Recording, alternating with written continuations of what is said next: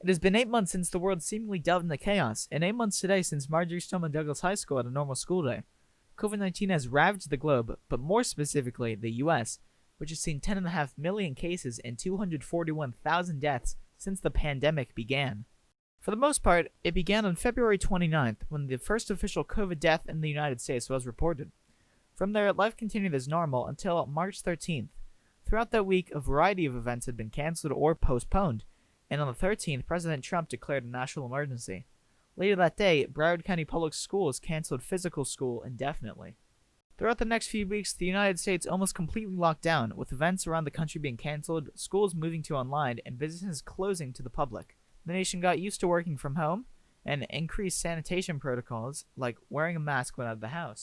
By early April, U.S. cases rose to about 230,000, and there were 5,000 deaths. Many states issued or had already issued stay-at-home orders.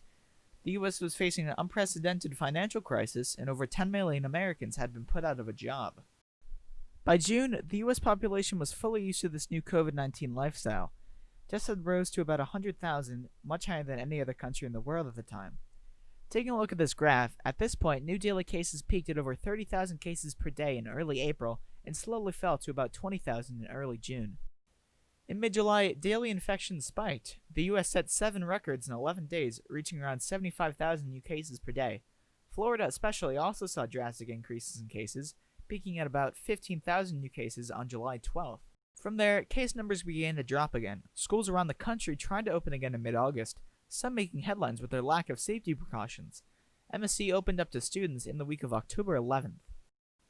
The last few weeks have seen extreme rises in case numbers. On October 1st, there were about 45,000 new cases, and that number has risen to more than 125,000 today.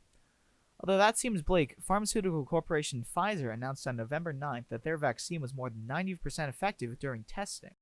No one really knows when the pandemic will end, with some saying a vaccine will be released by the end of the year and others saying it will be released after 2021.